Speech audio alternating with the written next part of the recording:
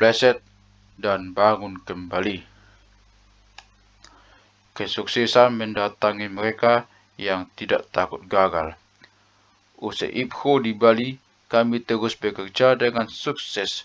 Ternyata bekerja dengan fokus sangat menyenangkan. Semua bahan pelatihan dapat dikumpulkan dan dirapikan untuk training-training berikut. Pelatihan lebih lancar dan hasil lebih memuaskan. Tahun 2003, kami berhasil menjadi juara Olimpiade Fisika Asia di Thailand dengan 6 medali emas. Salah satu peraih medali emas ditawarkan beasiswa di Singapura dan sekarang melatih tim Olimpiade Fisika Singapura. Suatu kebanggaan tersendiri bagi bangsa Indonesia bahwa kemampuan SDM kita diakui sehingga diminta untuk melatih tim Singapura. Pada tahun 2004, Olimpiade Fisika Asia diadakan di Vietnam. Untuk mempersiapkan siswa ini, di samping para pelatih seperti Dr. Rahmat Widodo, Edi Gunarto, dan para alumnus TOFI, kami juga meminta bantuan dari UI, ITB, dan Unpar, khususnya Pak Yanto Sulung Budi. Kemampuan Pak Yanto, terutama dalam eksperimen, sangat diperlukan untuk memperkuat tim kita. Seperti biasa, para siswa di-training selama lebih dari 6 bulan. Salah satu pesertanya adalah Yudhistira, yang pernah ikut bertanding di tahun 2003. Pengalamannya diharapkan mampu memotivasi teman-temannya untuk meraih prestasi terbaiknya. Kami berangkat ke Vietnam dengan optimisme yang tinggi. Hasil di Thailand pada tahun 2003 ternyata membuat kita terlalu percaya diri. Saat menerjemahkan soal, kami membawa beberapa asisten dan percaya bahwa mereka mampu menerjemahkan soal-soal ini dengan baik. Kesalahan terbesar kami kali ini adalah tidak memeriksa ulang secara teliti hasil terjemahan. Saat itu kami yakin siswa akan mengerti soal-soal yang diberikan. Sampai tes diberikan, ternyata ada beberapa bagian dari terjemahan yang tidak terlalu jelas. Akibatnya, seluruh tim anggota kita melakukan kesalahan besar. Padahal, untuk mendapatkan medali emas, tingkat kesalahan harus seminimal mungkin. Tim Indonesia gagal total. Perunggu pun tidak didapat, suatu hasil yang sangat mengecewakan dan menyedihkan.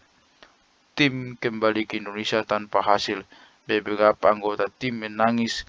Kami sedih sekali. Kebanggaan tahun sebelumnya di Thailand sebagai juara Asia hilang sirna.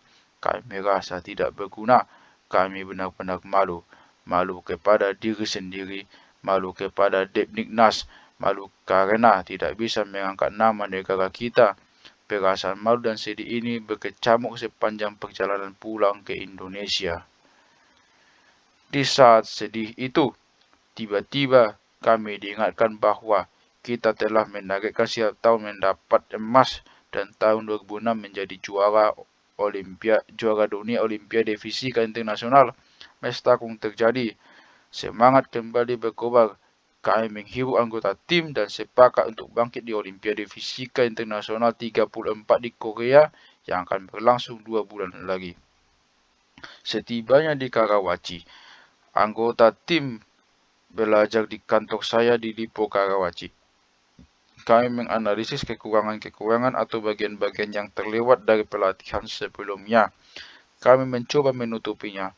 Para siswa ini sebenarnya sudah mampu belajar sendiri. Yang diperlukan adalah motivasi dan dorongan agar mereka terus tetap bertahan belajar dan mempersiapkan diri dengan sepenuh hati.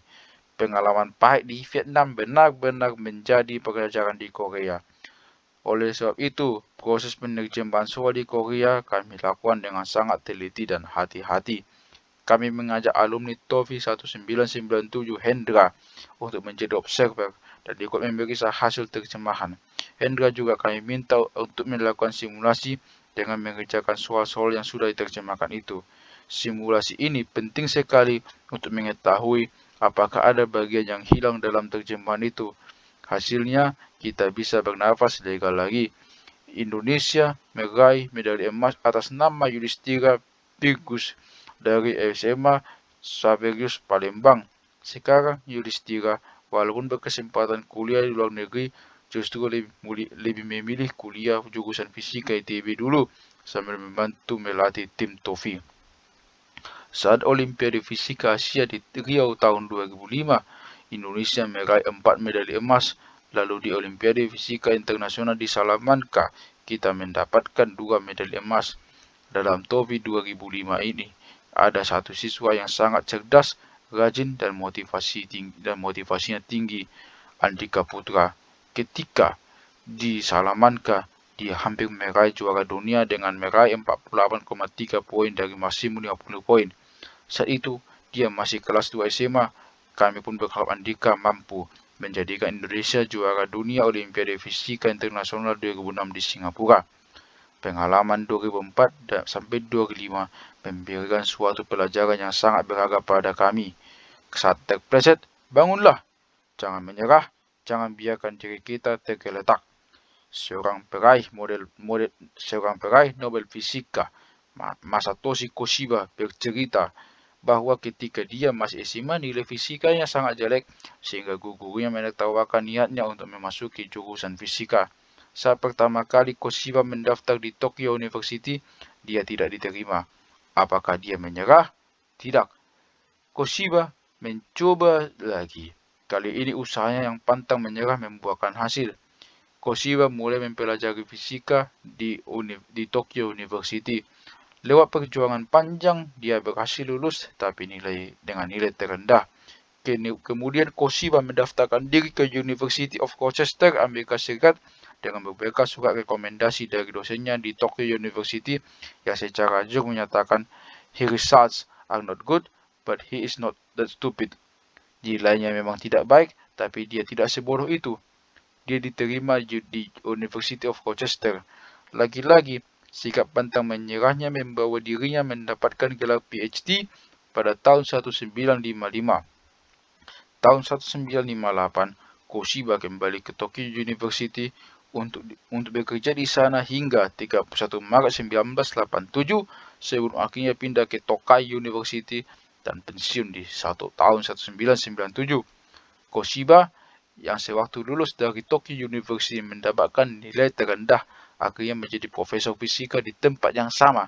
1 bulan sebelum ia mengakhiri masa kerjanya di Tokyo University, 23 Februari 1987, Koshiba berhasil membuktikan keberadaan partikel elementer yang disebut neutrino, yang jejaknya dideteksi menggunakan detektor Kamiokande untuk menghasilkan ledakan supernova yang dirancang dan dibuatnya sendiri. Penemuannya ini melahirkan bidang penelitian baru yang sangat penting dalam astrofisika, yaitu astronomi neutrino. Hasil penemuannya ini membuahkan hadiah Nobel Fisika pada tahun 2002.